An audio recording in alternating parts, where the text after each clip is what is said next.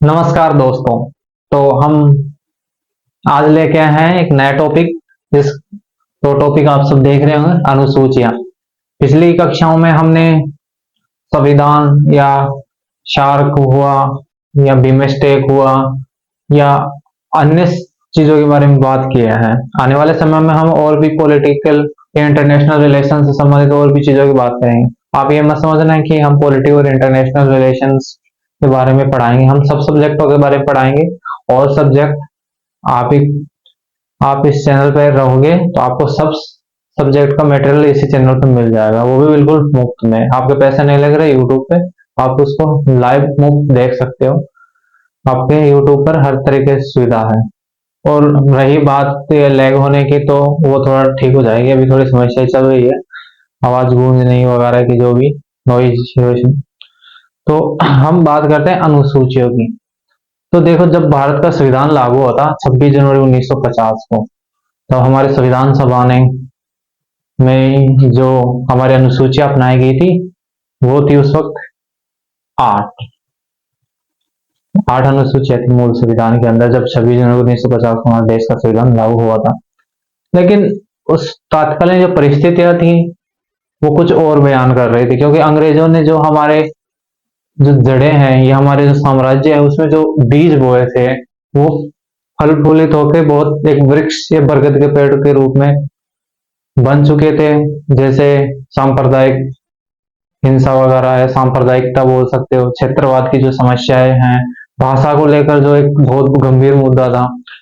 तो उस वक्त की जो तात्कालीन परिस्थितियां थी, वो बिल्कुल अनुकूल नहीं थी।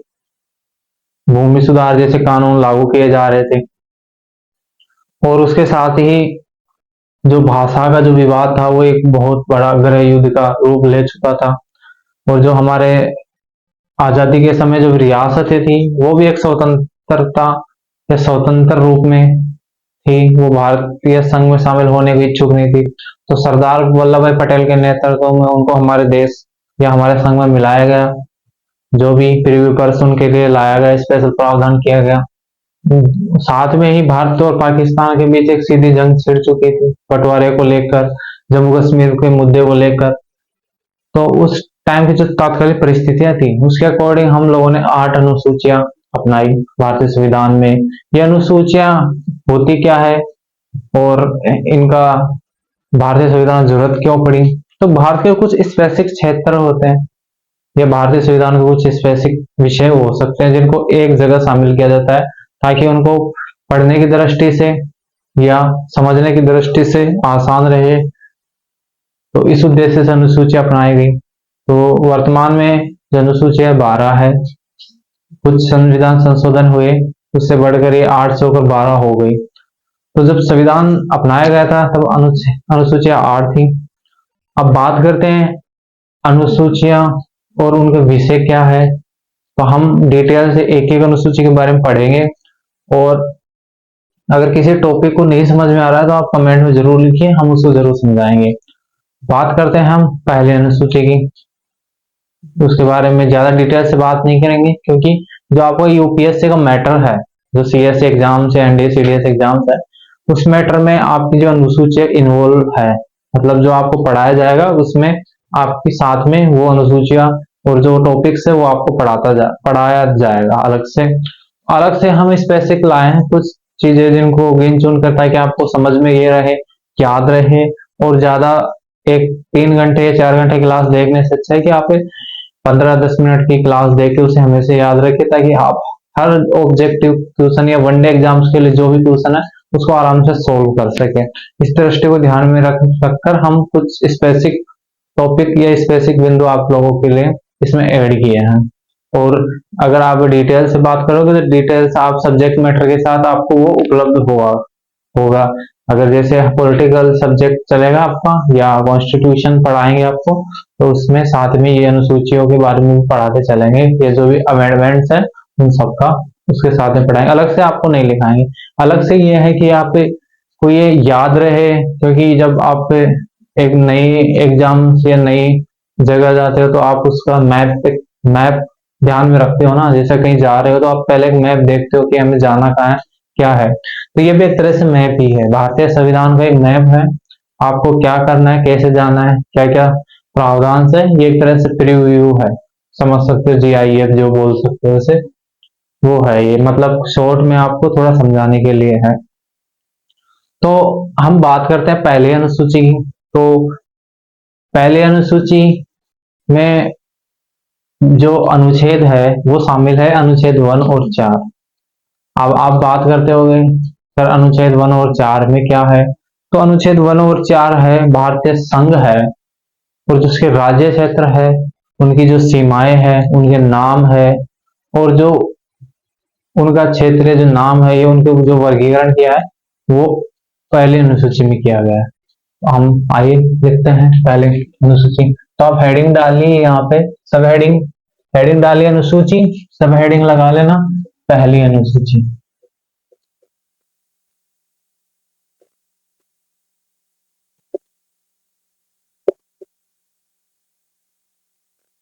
ये सब हेडिंग होगी। तो पहली अनुसूची में पहला टॉपिक लिख लेना, इसमें शामिल क्या है। तो विषय आप लिख लेना, इसके अंदर विषय है भारतीय जो संघ है, संघ के जो राज्य या केंद्र शासित प्रदेश, जिसको यूनियन टेरिटरी बोल सकते हो आप, केंद्र शासित प्रदेशों की जो सीमाएं हैं, सीमाएं बोलो या उनके नाम आदि का वर्णन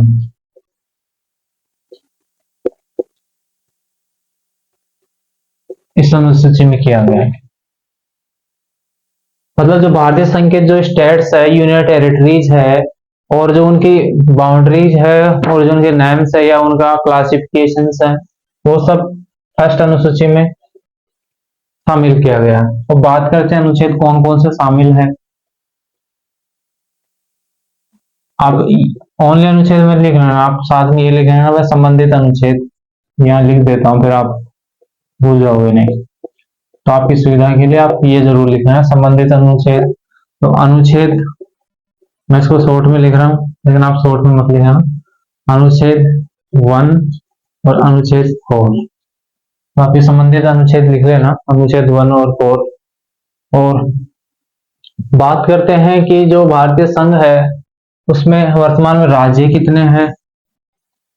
तो राज्य वर्तमान में 28 है, तथा जो यूटीज है, यूनियन टेरिटरी जिसको बोल सकते हो, वो 8 है। अब उनके नाम और जो यूनियन टेरिटरीज है उनके नाम वगैरह हम बताएंगे, टेंशन मत करो उस चीज में। तो ये उसमें पहले अनुसूची में लिख लेना। विषय है भारतीय संघ के राज्य जो केंद्र शासित प्रदेशों की सीमाएं, उनके नाम, वर्गीकरण आदि का वर्णन, संबंध अनुच्छेद है अनुच्छेद 1 और 4। और जो वर्तमान में राज्य है 28 है, और केंद्र शासित प्रदेश 8 है। तो आप ये लिख लेना पहले अनुसूची के अंदर, ताकि आपको याद रहे कौन सा विषय शामिल है। क्वेश्चन आए, पूछे जाए कि भारतीय संघ, भारतीय संविधान की पहली अनुसूची में कौन सा विषय शामिल है। ऑप्शन आ जाए राज्यों की सीमाएं, ऑप्शन दे दल बदल, पंचायती राज, या अदर ऑप्शन, तो आप ऑप्शन 1 टिक कर देना राज्य वगैरह, इसका क्लासिफिकेशन इसमें दिया है। चलो आगे बात करते हैं। अब बात करते हैं स्टेट्स की। वर्तमान में जो स्टेट हैं, राज्य क्या कितने हैं। तो राज्यों के नाम लिखते चलो। वैसे शॉर्ट ट्रिक वगैरह आप यूट्यूब वगैरह पे काफी मिल जाती है, आप खुद देख लेना। मैं, अगर आपको इस शॉर्ट ट्रिक में याद करने में आसानी रहती है तो आप वहां देख लेना, मिल जाएगी, मेरे से भी अच्छी मिल जाएगी। मैं कोई लंबी बनाऊंगा, इससे अच्छा है कि आप कोई छोटी याद करेंगे। तो बात करते हैं राज्यों की। तो ऊपर से ले लो, मैपिंग से याद रखा करो, कोई भी राज्य हो, जैसे हिमाचल प्रदेश, हिमाचल प्रदेश, दूसरा उत्तराखंड, तीसरा पंजाब, चौथा हरियाणा, पांचवा राजस्थान, छठवा गुजरात, सातवां मध्य प्रदेश,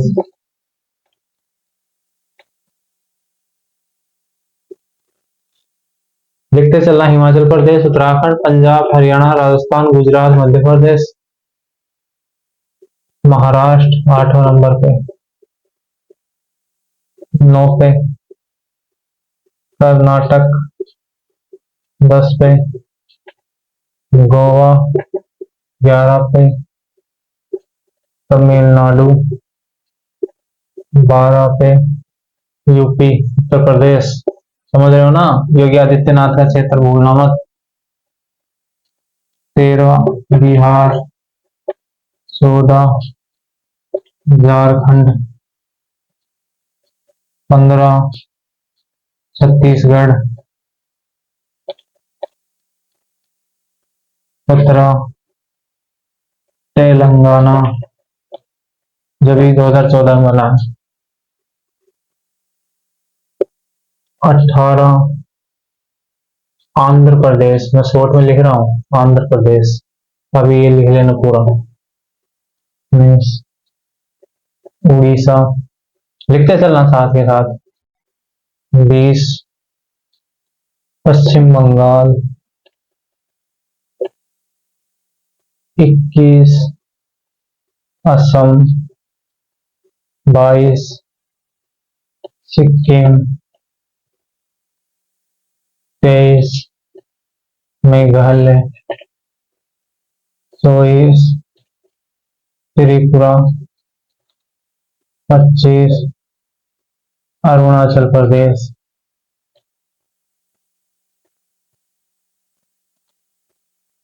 26 मिजोरम, 27 नागालैंड, और ये 28 यहाँ लिख लेना मणिपुर। तो ये टोटल जो राज्य है ये है।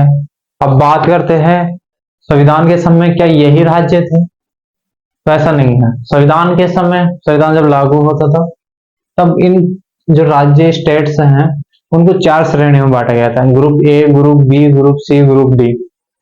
उसके बाद जब राज्य पुनर्गठन अधिनियम आया 1951 में समथिंग, सॉरी एक मिनट देख लेता हूँ। हाँ, राज्य पुनर्गठन अधिनियम 1951 आया, तब इनका जो वर्गीकरण है ग्रुप ए वगैरह ये सब हटा दिया और भाषा के आधार पर राज्यों को पुनर्गठन किया गया। तो तात्कालिक परिस्थितियां थी क्योंकि उस टाइम जो और जो पहला राज्य भाषा के आधार पर बना था वो आंध्र प्रदेश था।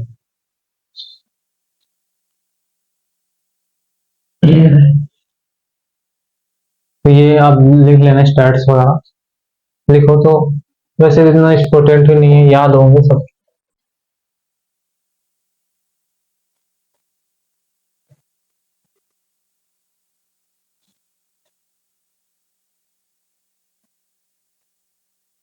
अब बात करते हैं केंद्र शासित प्रदेश की, यूटी। तो यूटी में पहला है जम्मू कश्मीर। अब बोलेंगे सर ये तो राज्य है, तो भाई ये 2019 से पहले 5 अगस्त 2019 से पहले राज्य ही था, लेकिन अब ये क्या बन गया है, यूटी बन गया, केंद्र शासित प्रदेश। दूसरा अपना आ गया लद्दाख। लद्दाख की राजधानी लेह है। जम्मू कश्मीर की श्रीनगर और जम्मू दोनों रहती है। अब मैं राजधानी नहीं लिखा रहा, मैं यहाँ कोई राजधानी बात कर रहा हूँ अगर पहले में सोचे हूँ। फिर आता है चंडीगढ़, याद रखना। फिर आता है दिल्ली। फिर आता है दमन दीव या दादर नागर हवेली।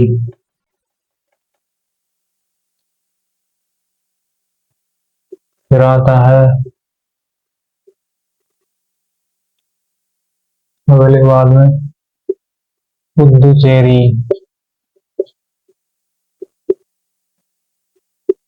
पुदुचेरी के बाद में आता है हैदराबाद।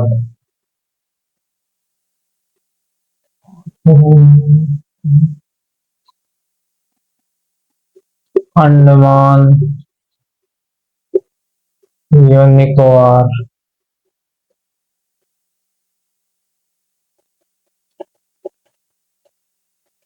और हैदराबाद में ही लक्षद्वीप है।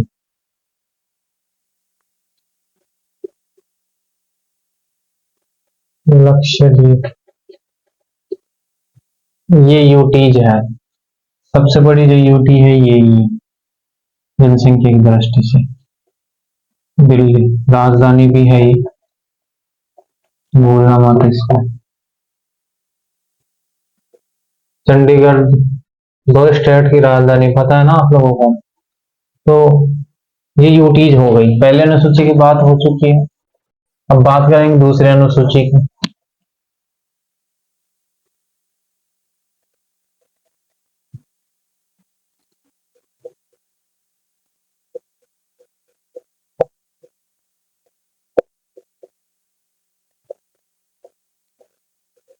दूसरे अनुसूची, तो दूसरे अनुसूची में शामिल किया कि जो भारत का राष्ट्रपति हो गया, राज्यपाल हुआ, राज्य विधानमंडल के सदस्य हो गए, सभापति राज्यसभा के सभापति उपसभापति हो गया, लोकसभा के अध्यक्ष और उपाध्यक्ष हो गया, हाई कोर्ट और सुप्रीम कोर्ट के जो न्यायाधीश हो गए, और क्या बोलते हैं अटॉर्नी जनरल हो गया, आदि की जो वेतन और पेंशन या भत्ते का जो वर्णन है ये दूसरे अनुसूची में किया गया है। तो आप ये लिख लेना विषय क्या क्या शामिल किया गया है। भारत का राष्ट्रपति, अगर केंद्र में राष्ट्रपति है संवैधानिक प्रमुख, तो स्टेट में राज्यपाल।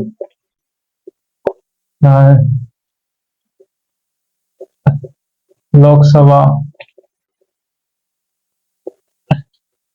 अध्यक्ष या उपाध्यक्ष,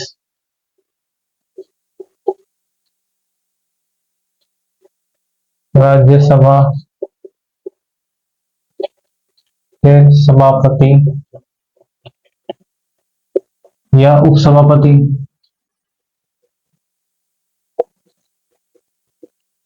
अच्छे से दिखाई दे रहा है कि नहीं, कारण थोड़ा कम ज्यादा शायद होगा। उपसभापति, राज्यसभा के सभापति और उपसभापति, हाई कोर्ट और सुप्रीम कोर्ट के न्यायाधीश। मैं शॉर्ट में लिखा हूं, ऐसे का मतलब शेड्यूल कास्ट भी होता है, तो आप ये मत लिख लेना सुप्रीम कोर्ट है ये न्यायाधीश, अटॉर्नी जनरल, विधानमंडल,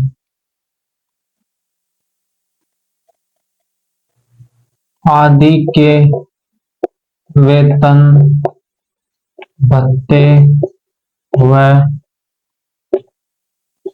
पेंशन से संबंधित, पेंशन से संबंधित अनुसूची है दूसरी अनुसूची। दूसरी मतलब दौलत, दौलत समझ रहे हैं, जहां दौलत पैसा हो गया वहां सब कुछ है। तो भारत का राष्ट्रपति और राज्यपाल, लोकसभा के अध्यक्ष उपाध्यक्ष और राज्यसभा के सभापति उपसभापति, हाईकोर्ट और सुप्रीम कोर्ट के न्यायाधीश तथा अटॉर्नी जनरल आदि के जो वेतन भत्ते और पेंशन है वो अनुसूची दूसरे से संबंधित है। तो यह आप जरूर हमेशा याद रखना। अब बात करते हैं अनुच्छेद, अनुच्छेद संबंधित जो अनुच्छेद है वो कौन कौन से है। तो अनुच्छेद के बारे में बात करते हैं एक मिनट। बोल सकते हैं अनुच्छेद, अगर आप याद करोगे तो अनुच्छेद बहुत सारे हैं, तो आप अनुच्छेद रहने देना, आप विषय जरूर याद रखना, क्योंकि अनुच्छेद जैसे आप पढ़ोगे ना आपको काफी समय तक याद नहीं रह पाएगा। लिखाने में मुझे कोई दिक्कत नहीं, मैं लिखा दूंगा आराम से, पूरा अनुच्छेद दिखा दूंगा, बट फिर जब आप याद करोगे तो फिर अनुच्छेद की वजह से आप विशेष याद नहीं रह पाएगा। तो आप मेन कंटेंट को समझने का प्रयास कीजिए, तो एडिशनल कंटेंट है तो उसको छोड़ दीजिए, वो आपको पॉलिटी पढ़ाएंगे तब आराम समझ में आ जाएगा। तो ये दूसरी अनुसूची हो गई। अब बात करते हैं थर्ड अनुसूची के बारे में।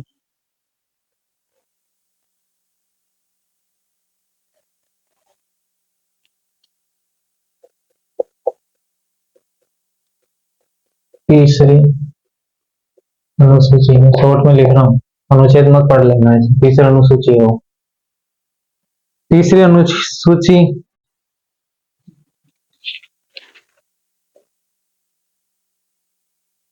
तीसरी जो अनुसूची है, इसका जो विषय है वो है, मतलब इसमें शामिल क्या किया गया है, इसमें शामिल किया गया है जो संवैधानिक जो सदस्य हैं या संवैधानिक जो प्रमुख है, उनकी जो शपथ है और प्रतिज्ञान है, उसको इसमें शामिल किया गया। अब संवैधानिक प्रमुख बहुत पूछ सकते हैं जैसे विषय, इसका जो विषय है वो है संवैधानिक सदस्यों की शपथ या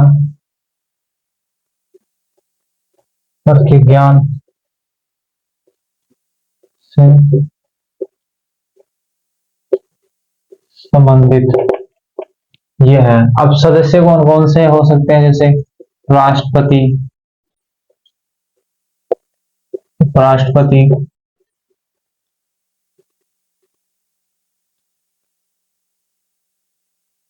एमपीज या एमएलए, समझ रहे हो ना, मेंबर ऑफ पार्लियामेंट सांसद और मेंबर ऑफ लेजिस्लेटिव असेंबली विधायक, समझ रहे हो वो राष्ट्रपति को सकते हैं, हो गए।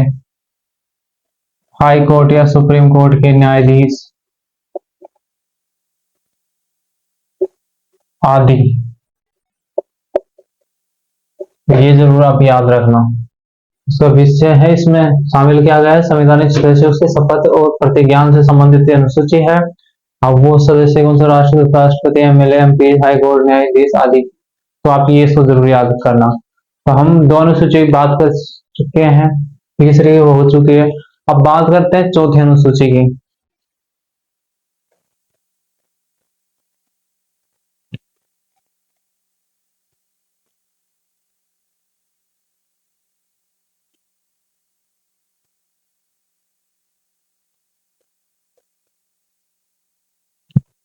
चौथी अनुसूची, जो चौथी अनुसूची है उसमें जो राज्यसभा है, जैसे राज्य सदन भी कहा जाता है या राज्य परिषद भी कहा जाता है, तो जो राज्यसभा है, जो राज्य को प्रतिनिधित्व करती है, उसमें जो राज्य स्टेट्स हैं और जो केंद्र शासित प्रदेश है, उनकी जो सीटें हैं उनका आवंटन किया गया है। तो उसमें कितनी सीटें होंगी, क्या क्या, कौन से क्षेत्रों में कितनी कम होगी, कौन से में ज्यादा होगी, ये सब प्रावधान अनुसूची चौथी में किया गया। तो ये चीज आप याद रखना। किससे संबंधित है ये राज्यसभा में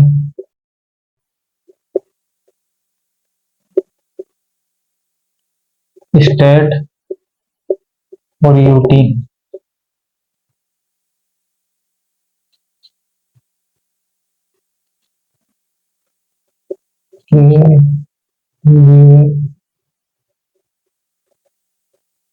सीटों का आवंटन। जैसे वर्तमान में संविधान जो है, राज्यसभा में जो हमारा संविधान है, राज्यसभा में सीटों की जो संख्या है 250 निर्धारित की गई है, जिसमें 238 स्टेट और यूटी की है। 12 सदस्य जो है मनोनीत होते हैं। अब मनोनीत अलग अलग क्षेत्रों से होते हैं जिन्हें राष्ट्रपति करते हैं। तो ये हम राज्यसभा के टॉपिक में पढ़ेंगे ज्यादा, अभी फिलहाल के लिए इतना ही है। वो आपके काम की चीज है, एक्स्ट्रा पढ़ा के कुछ हासिल नहीं होने वाला है। जब जरूरत पड़ेगी तब आपको सिलेबस पढ़ाएंगे ना, तब अच्छे से समझाएंगे। तो आप ये चौथे अनुसूची को याद रखना। अब बात करते हैं पांचवी अनुसूची की।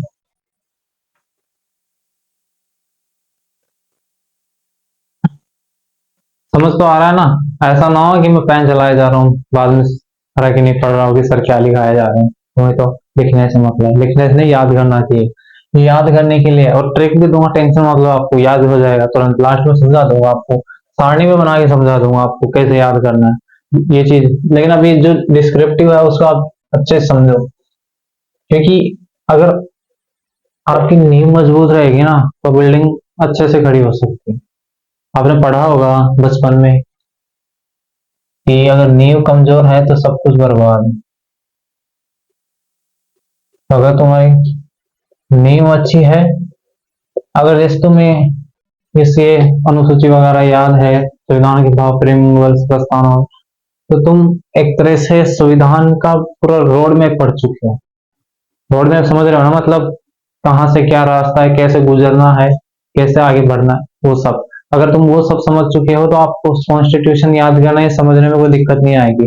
कैसे कार्य प्रणाली होती है, प्रशासन कैसे चलता है, एडमिनिस्ट्रेशन पावर क्या होती है, पॉलिटिकल सिस्टम क्या, आराम से समझ जाओगे बिल्कुल। अगर आपका मीडियम मतलब आर्ट्स या जो इससे रिलेटेड ह्यूमैनिटीज है वो नहीं है ना, तो भी आप अच्छे से समझ जाओगे। आप उसकी चिंता मत करो, मैं हूं ना समझाने के लिए, टेंशन क्यों ले रहे हो। अब बात करते हैं विषय। तो पांचवी अनुसूची के अंदर बात किया गया जो अनुसूचित जाति है और अनुसूचित जनजाति है कि प्रशासन से संबंधित। अब कई क्षेत्र ऐसे हैं जहां भारतीय सरकार या भारत सरकार या राज्य सरकार इन्वॉल्व नहीं हो सकती। उन क्षेत्रों को विशेष पहचान कर वहां पर अलग परिषद बनाई जाती है, जो उन जनजातियों का जो सदस्य कबीलाई सदस्य होते हैं वो भी उनको चुनकर आगे भेजते हैं, तो वो ही शासन करते हैं। वहां की जो नीतियां निर्धारण करना होता हो या हम बात करें उनके प्रशासन की, तो उसी क्षेत्र के लोग वहीं करते हैं। जैसे आप बात करो पूर्वोत्तर राज्यों में बोडोलैंड एक क्षेत्र है, वहाँ एक स्वायत्त परिषद है, तो वहाँ के क्षेत्र के लोग वहाँ उसको सुनते हैं और वो ही वहाँ एक निर्णय लेती है। वहाँ एक स्टेट के रूप में काम करती है एक तरह से देखा जाए तो। स्वायत्त शासन का मतलब यही होता है कि होम रूल जैसे बोल सकते हो, स्व शासन, स्वराज्य। वही तो पांचवें अनुसूची में शामिल किया गया एससी एसटी, शेड्यूल कास्ट और शेड्यूल ट्राइब्स के प्रशासन से संबंधित। तो ये प्रशासन से संबंधित है पांचवें अनुसूची। अब बात करते हैं छठवीं की। छठवीं अनुसूची, तो छठवीं अनुसूची वो जो पूर्वोत्तर राज्य हैं, जब हमारा देश आजाद हुआ था पूर्वोत्तर राज्य बहुत डिस्टर्ब एरिया था और अंग्रेजों ने वहां पे काफी ज्यादा, काफी मात्रा में डेमोग्राफिक बदलाव किया था। समझ रहे हो ना कि जो वहाँ हिंदू ट्राइब्स या समझ सकते हो बहुत ट्राइब्स वहां रहती थी, तो उनका एक धर्म परिवर्तन किया गया था ईसाई मिशनरियों द्वारा। तो वो वहाँ समथिंग 90% जो आबादी है वो ईसाई धर्म में कन्वर्ट हो चुकी थी, उन्हें कन्वर्जन करवाया गया था बड़ी मात्रा के अंदर रहते। और तो जब देश आजाद हुआ था तो वो स्टेट से अपने या वहाँ के कुछ उग्रवादी संगठन है वो अलग राज्य की मांग कर रहे थे या अलग देश की मांग कर रहे थे, तो अपना झंडा, राष्ट्र ध्वज या संविधान अलग मान चुके थे। वो उग्रवादी समूह, नक्सली समूह या बोल सकते हो। तो ऐसी जो गतिविधियां है उन सबको रोकने के लिए भारतीय संविधान जो निर्माता है उन्होंने दूरदर्शिता का परिणाम देते हुए भारतीय संविधान में उन्हें कुछ विशेष अधिकार दिए हैं, ताकि वो ऐसे ना समझे कि भारत जो संघ है उनके अधिकारों को छीनेगा या उनके जो राइट्स है उनको खत्म करेगा। तो इस सब चीजों को ध्यान में रखकर उनके लिए कुछ स्पेशल पावर्स या स्पेशल, उनको स्पेशल विशेष विशेष सुविधाएं उपलब्ध करवाई गई थी। तो ये छठवीं जो अनुसूची है पूर्वोत्तर राज्य है। पूर्वोत्तर राज्य में कौन कौन से? त्रिपुरा, मेघालय, मिजोरम और एक हो रहा, सॉरी एक मिनट,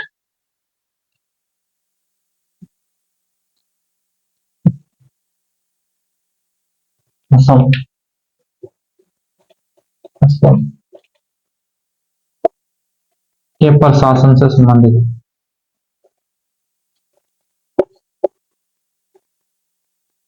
पहले यहाँ असम के अलावा एक केंद्र शासित प्रदेश है, उसको बोलते हैं नेपा।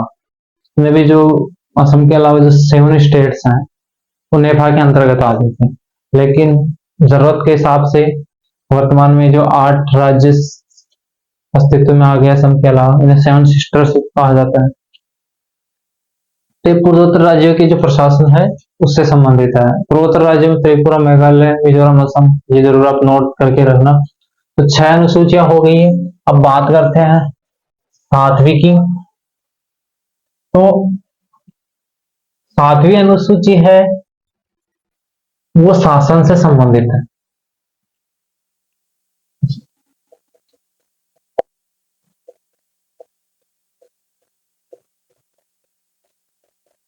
सातवीं जो अनुसूची है वो शासन से संबंधित है। बोले तो 7वीं जो अनुसूची है उसमें सूचियों का वर्णन किया गया। अब ये सूचियां क्या हैं? देखो, संविधान जिन्हें निर्माता है तो उनके समय चुनौतियां थी कि भारतीय जो संविधान है एकात्मक बनाए, संघात्मक बनाए, संसदात्मक बनाए, अध्यक्षात्मक बनाए, क्योंकि उस वक्त ब्रिटेन और अमेरिका बड़ी बड़ी महाशक्तियां विद्यमान थी। रशिया जैसी महाशक्ति एकल संविधान या एक दलीय तो उस टाइम जो संविधान निर्माता है ज्यादातर पश्चिम देशों से पढ़े लिखे थे, मान सकते हो, या वहाँ पश्चिमी जो विचारधारा है उसमें ज्यादा ज्यादा विचार दिखाई दे सकते हैं, समझ सकते हो, या ज्यादा झुकाव देख सकते हो। लेकिन उस वक्त जो सर्वोच्च विचारधारा थी वो लोकतंत्र थी, और लोकतंत्र में जनता की जो अभिरुचि होती है उसको महत्व दिया जाता है। उसी को ध्यान में रखते हुए भारतीय संविधान में जो शासन है उसको डिवाइड किया गया। भारतीय संविधान में ही डिवाइड किया गया है। तो कुछ सूचियां बनाई गई और उसमें कुछ विषय शामिल किए गए और विषयों को बांटा गया कि केंद्र सरकार इन क्षेत्रों में कानून बना सकती है और ये क्षेत्र केंद्र सरकार के अंडर में नहीं आते। जैसे फिर दूसरा बनाया गया राज्य सूचियां। जैसे राज्य सूचियों में सिर्फ जो क्षेत्र है उन पर राज्य सरकार कानून बना सकते हैं, केंद्र सरकार को उसमें रेस्ट्रिक्ट कर दिया गया कि आप उसमें दखल नहीं दे सकते हैं। उसके अलावा जो समवर्ती सूची है उसमें दोनों सरकारों को, केंद्र और राज्य सरकार दोनों को इन्वॉल्व किया गया, लेकिन उसमें जो वरीयता दी गई वो केंद्र सरकार को दी गई। क्यों दी गई? क्योंकि जो भारतीय संघ था उसके सामने बहुत सी विकट परिस्थितियां विद्यमान थी विघटन को लेकर, कि बहुत से स्टेट्स बनने को लेकर। क्योंकि जब अंग्रेजों ने भारत को आजाद किया था तब उनकी मानसिकता थी कि भारत का विघटन करके बहुत से स्टेट बना दिया जाए यूरोप की तरह। आज जैसे यूरोप में 57 कंट्रीज हैं वैसे ही भारत का भी विघटन होकर बहुत सारी कंट्रीज बन जाए, लेकिन उनकी मंशा साफ थी और उस मंशा को विफल करने में महत्वपूर्ण योगदान हमारे जो भारतीय स्वतंत्रता संग्राम के जो नेताजी थे और जैसे सरदार वल्लभ भाई पटेल थे, तो उन्होंने उनके जो मंशा थी उसको बिल्कुल विफल कर दिया था। तो उसी को ध्यान में रखकर 7वीं अनुसूची अपनाई गई थी। तो इसमें वर्णन किया गया था सूचियों का, या बोल सकते हो विषयों को बंटवारा किया गया था इसके अंदर।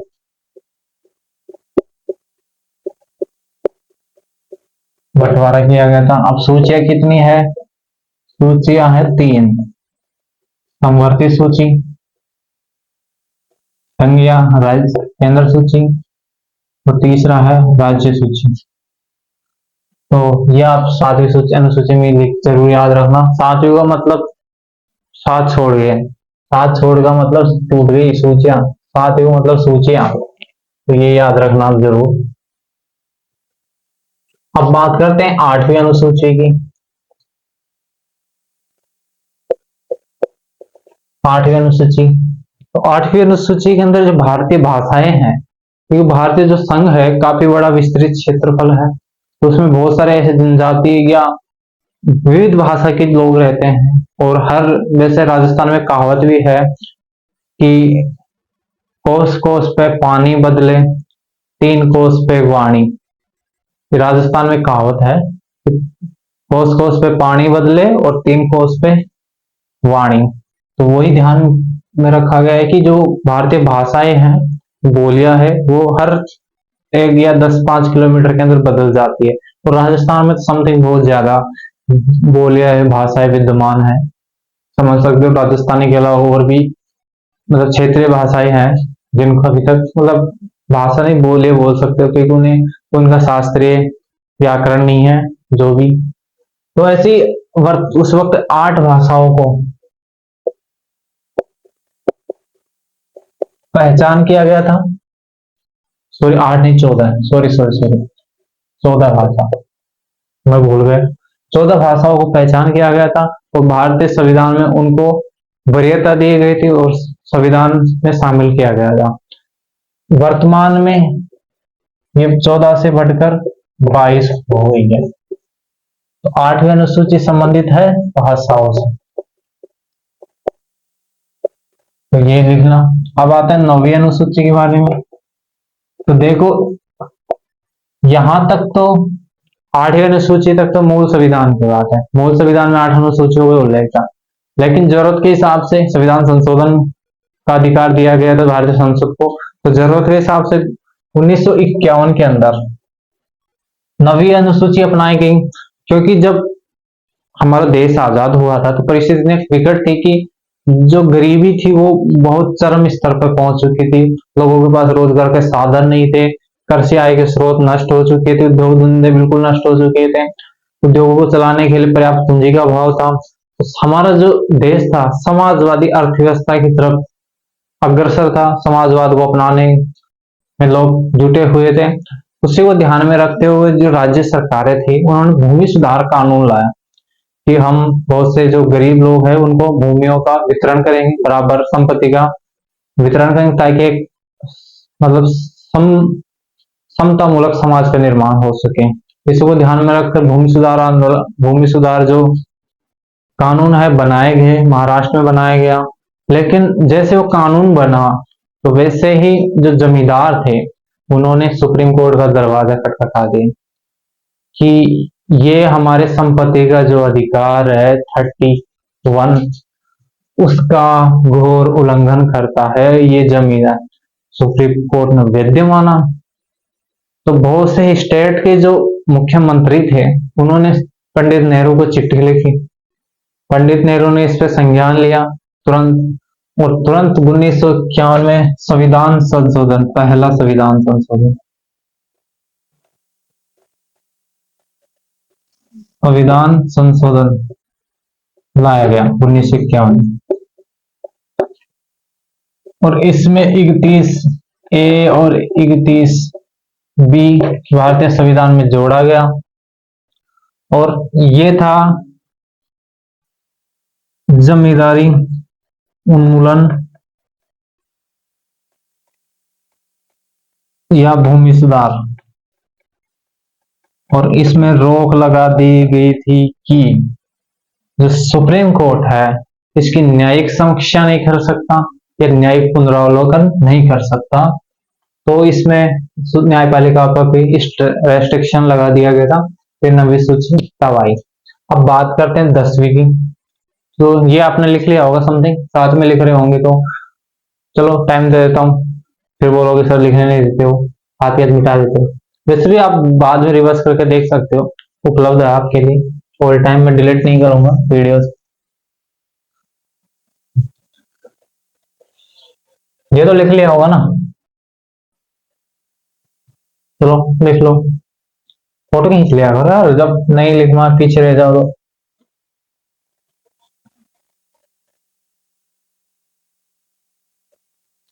पंडित नेहरू की किताब पढ़ी होगी आप लोगों ने, भारत की खोज, डिस्कवरी ऑफ इंडिया। बड़ी मस्त किताब, डायलॉग्स है उसमें बहुत से, मोनोलॉग्स भी हैं। आप पढ़ोगे ना मतलब पूरा आपके सामने चित्र चल रहा होगा कि हम भारत में घूम रहे हैं, भारत में भ्रमण कर रहे हैं। इस तरह से बिल्कुल ऐसे किताबें वैसे लिखनी चाहिए, आपको फील करा दे कि आप उसमें हो, वहां मौजूद हो, आपके सामने परिदृश्य गठित हो रहा है। किताबें वही होती है। किताबें ये नहीं लिखते सामने, इतनी मोटी किताब बना दे सामने, एक पेज पढ़ने के बाद आपको नींद आ रही, किताबें नहीं होती। किताबें वो होती है जो आपको उत्सुक करे, उत्साहित करे, या जो ऊर्जा है उससे भर दे। तो हम बात कर चुके 9, अब बात करते हैं 10वीं की, 10वीं अनुसूची। तो 10वीं अनुसूची जो संबंधित है वो दल बदल कानून से संबंधित है।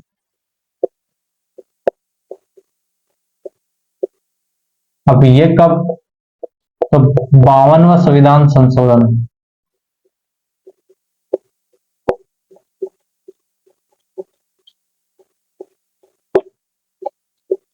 1985 में लाया गया था। और ये जरूरत क्यों पड़ गई, क्योंकि गठबंधन सरकारों के दौर में पैसे के बल पर राजनीतिक दबाव या जो दबंगई नेताओं द्वारा अन्य जो नेता थे, विधायक थे या सांसद थे, उन्हें अपनी पार्टी में बड़ी मात्रा में गठबंधन करा, या अपनी मतलब पार्टी को छोड़कर दूसरी पार्टी में काफी नेताओं ने दूसरी पार्टी ज्वाइन की। इसी को ध्यान में रखते हुए कि कोई भी सदस्य किसी पार्टी को अगर सिर्फ पैसों के बल पर या वित्त के लिए अगर किसी पार्टी को छोड़कर या किसी सरकार को बीच में अस्थायी सरकार बना के जा रहा है, तो उन सब लोगों को रोकने के लिए दल बदल कानून लाया गया। और ऐसे जो सांसद थे और विधायक थे उनको अयोग्य घोषित किया गया इस कानून के तहत। और ये जो दल बदल कानून है, ये सिर्फ स्पीकर के सभापति पर डिपेंड करता है। स्पीकर इस पर निर्णय लेता है कि इस कानून जो है, इसमें जो सदस्य है उन्होंने पैसे लेकर दल बदल तो नहीं किया है, उसको वो ध्यान में रखते हैं। जैसे हमारे घर में बुजुर्ग होते हैं ना, तो उसको ध्यान रखते हैं, तो वही निर्णय लेते हैं कि आपको क्या करना है, क्या नहीं करना, क्या सही है, क्या गलत है। तो वैसे स्पीकर सर इस पर निर्णय लेते हैं। अब बात करते हैं 11वीं अनुसूची की। तो 11वीं जो अनुसूची है 1992 में, समझ गए होंगे कौन सा संविधान संशोधन था। एक मिनट भूल गया मैं।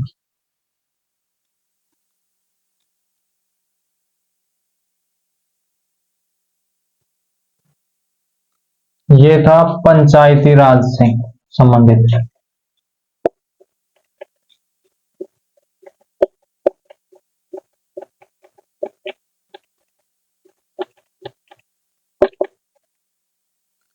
तो ये जो 11वीं अनुसूची है पंचायती राज से संबंधित है। इसमें 29 विषय शामिल किया गया और ये 1992 में अपनाई गई थी। 91 संविधान संशोधन 91, ये पंचायती राज से संबंधित है। अब बात करते हैं 12वीं की।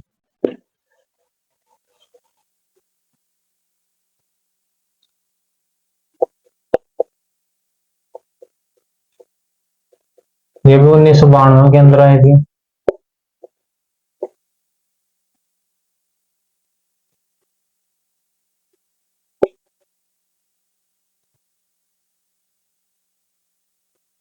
तो ये था शहरी स्थानीय स्वशासन।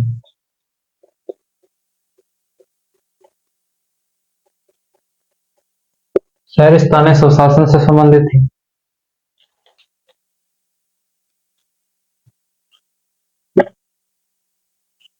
11वीं जो 1972 है, ये 73वीं है और ये 74 है। मैं खुद ही बोल रहा हूँ यार, तुम लोगों के साथ कंफ्यूजन में डाल दिया मुझे। तो ये 12वीं अनुसूची 1992 74वें संविधान संशोधन से है और 11वीं 73 है। ये शहरी स्थानीय स्वशासन से, इसमें 18 विषय शामिल है। तो जब पंचायती राज पढ़ेंगे तो इसके बारे में डिटेल से पढ़ेंगे, लेकिन आप विषय याद रखना कि शहरी स्थानीय स्वशासन से समझते ही और ये पंचायती राज से समझ क्या है। तो ये हमारी अनुसूचियां कंप्लीट हो गई हैं। अब बात करते हो अब एक ट्रिक की। तो देखो इसकी कोई ट्रिक ऐसा बनती नहीं है क्योंकि काफी बड़ा मैटर हो गया है। फिर भी थोड़ा आप लोगों के लिए अगर आप याद कर सको तो एक ट्रिक देता हूं आप लोगों के लिए।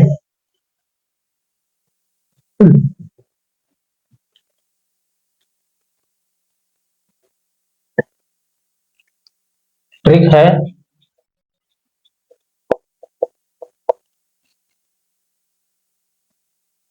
नाम, वेतन, शपथ, राज्य, जनजाति, राज्य जनजाति उत्तर सूची, भाषा,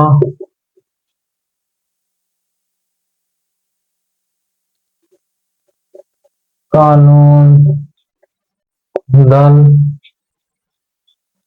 पंचायत नगर। पंचायत काफी बड़ी हो गई है, वैसे बनती नहीं है बट फिर भी आप लोगों के लिए बना दिया। नाम, वेतन, शपथ, राज्य जनजाति उत्तर सूची, भाषा, कानून, दल, पंचायत नगर। तो नाम से पहले अनुसूची आती है क्योंकि उसमें संघ और राज्यों का नाम दिया गया है। वेतन, दूसरे में राष्ट्रपति, उपराष्ट्रपति, हाईकोर्ट न्यायाधीश के वेतन संबंधित है। तीसरा शपथ में सदस्य जो है संवैधानिक सदस्य, एमएलए, एमपी वगैरह उनकी शपथ से संबंधित है। तीसरी हो गई। चौथी, राज्यसभा में जो राज्य और केंद्र शासित प्रदेशों के लिए जो सीटें हैं वो उससे संबंधित है। और पांचवी जो है जनजाति जो क्षेत्र उनके प्रशासन से संबंधित है। छठी, उत्तरी पूर्वी जो राज्य हैं उनके प्रशासन से संबंधित है। सातवीं, सूचियों से संबंधित है। आठवीं, भाषा से संबंधित है। नवीं, भूमि सुधार कानूनों से संबंधित है। 10वीं, दल बदल कानूनों से संबंधित है। 11वीं, पंचायतों से पंचायती राज से संबंधित है। और 12वीं, नगरीय शासन से या शहरी स्थानीय शासन से संबंधित है। तो ये इसकी ट्रिक है, तो ये इसको आप नोट कर लेना। अब आप बात करते हो सर इतना बड़ा हमारा समय खराब हो जाता है, इतना टाइम हम याद नहीं कर पाएंगे, इतना टाइम लिख कैसे पाएंगे, तो उसको कम समय में कैसे याद रख पाएंगे। तो आप एक छोटी सारणी बना के दे रहा हूँ ताकि आप उसको आपके सामने बेंच पे चिपका सकते हो या जहाँ पे आप पढ़ते हो लाइब्रेरी वगैरह वहां पे चिपका सकते हो। तो भी आप लोगों के लिए शॉर्टकट है, बिल्कुल शॉर्ट है। जो मटेरियल यूट्यूब वगैरह पे मिल रखा होगा आप लोगों से भी शॉर्ट है। तो एक सारणी बना के दे रहा हूं मैं।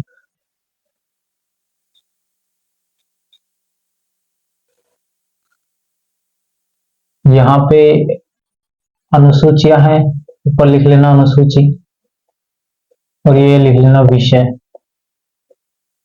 ठीक है, अब बात करता हूँ पहली अनुसूची की। मैं ऐसे आप ऐसे लिख लेना पहला, हिंदी में जो लिख सकते हैं शब्दों में जो। तो पहला है संघ के राज्यों केंद्र शासित प्रदेशों के नाम। दूसरे, राष्ट्रपति, उपराष्ट्रपति, हाई कोर्ट, सुप्रीम कोर्ट के न्यायाधीश,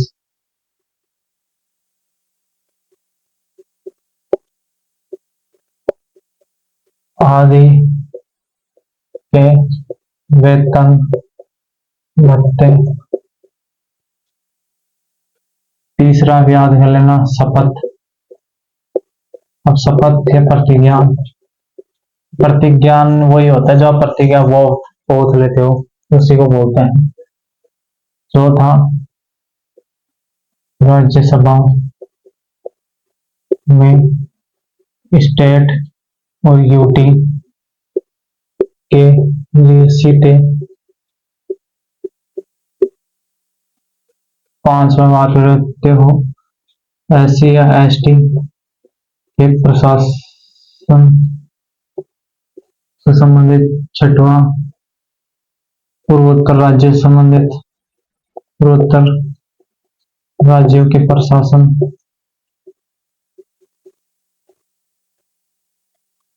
सातवां, सूची, सूचियों। आठवां, भाषा। नौवां, भूमि सुधार। और 10वां, दल बदल। और यहाँ लिख देना 11वां, पंचायती राज। 12वां, नगरीय स्वशासन। तो एक आप सारणी बना के इसको याद रखते हैं ना, ये आपके लिए सुविधा के लिए है। वैसे काफी चीजें होती छूट जाती है बट मतलब अगर शॉर्ट में याद रखना है तो ये आप इसको उतार लेना। तो नेक्स्ट वीडियो में हम बात करेंगे प्रस्तावना वगैरह, मूल अधिकार या मूल कर्तव्य वगैरह के बारे में।